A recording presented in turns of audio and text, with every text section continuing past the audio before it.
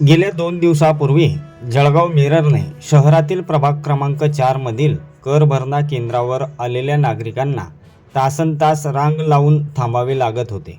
याचा त्रास होत असल्याने या समस्येकडे जळगाव मिररने मनपाचे लक्ष वेधण्यासाठी बातमी प्रसारित केली होती। त्यानंतर लागलीच दुसऱ्या दिवशी या वृत्ताची दखल घेत स्थायी समिती सभापती डॉक्टर चंद्रशेखर पाटील यांनी प्रभाग क्रमांक 4 च्या केंद्राला भेट देऊन पाहणी करून अधिकाऱ्यांना सूचना देखील दिल्या आहे। त्यामुळे आलेल्या नागरिकांना तूर्त तरी दिलासा मिळाला आहे।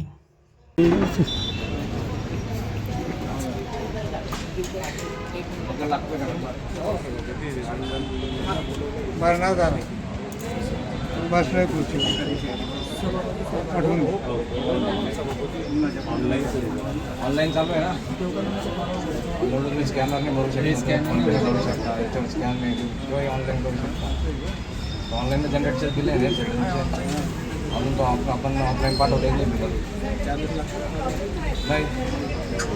अरे ऑनलाईन भरा, कुठलाही चार्जेस नाही ट्राय केलं नाही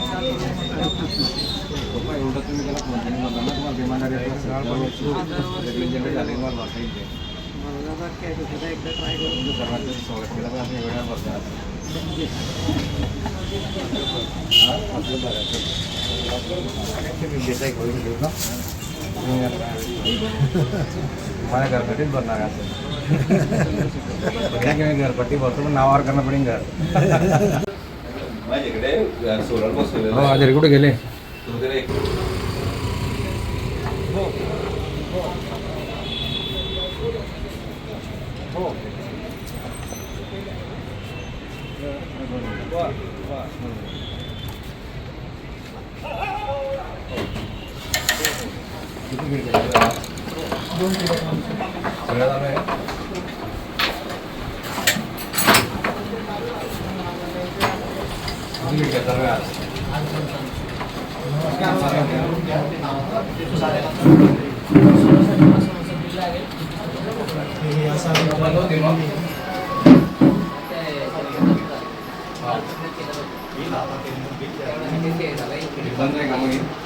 खरं तर आज लाईव्ह ट्रेन आणि इतर माध्यमाच्या माध्यमाने आम्हाला कळलं होतं की या ठिकाणी नागरिकांची गैरसोय होत आहे। त्या निमित्ताने आज या प्रभाग समिती 4च्या कार्यालयाला आम्ही सरप्राईज व्हिजिट केली आणि याच्यामध्ये नागरिकांची संवाद साधला, त्यांच्या अडीअडचणी समजून घेतल्या आणि त्या संदर्भामध्ये नागरिकांच्या मागच्या आपल्या लाईव्ह ट्रेनच्या माध्यमाच्या सूचना आल्या होत्या की तिथं नागरिकांना बसायची व्यवस्था नाही आहे, पाण्याची व्यवस्था नाही। त्यामुळे प्रशासनाने आज त्या बसायची व्यवस्था उपलब्ध करून दिली, पाण्याची उपलब्धता करून दिलेली आहे।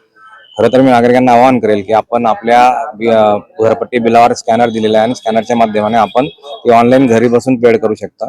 ज्यांना काही अडचणी असतील तर ते आमच्या प्रभाग समिती अधिकाऱ्यांशी संपर्क करू शकतात आणि या माध्यमाने आपल्या सगळ्या नागरिकांचा मी आभार मानेल की आपण ॲडव्हान्स टॅक्स भरतायत आणि आमची खरंच जबाबदारी असेल भविष्यामध्ये आपल्याला जे जे सुविधा पुरवण्याची आमची जबाबदारी असेल। खऱ्या अर्थानं आज जी परिस्थिती या ठिकाणी होती ती आज काल जी होती ती आज सुधारण्याचा प्रयत्न केला आहे। या बाबतीत आम्ही कॉमन एक स्कॅनर उपलब्ध कसं करता येईल आणि त्या माध्यमाने त्याला घरपट्टी कशी भरता येईल आम्ही एक सुविधा करण्याचा आज प्रयत्न करणार आहोत।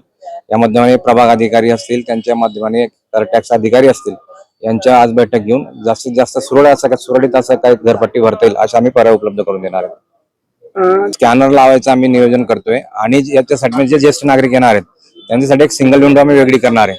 म्हणजे ज्येष्ठ नागरिक असतील किंवा महिला असतील त्यांच्यासाठी एक वेगळी खिडकी करून त्यांना आल्या त्या तात्काळ त्यांना घरपट्टी भरता येईल अशी व्यवस्था करतोय।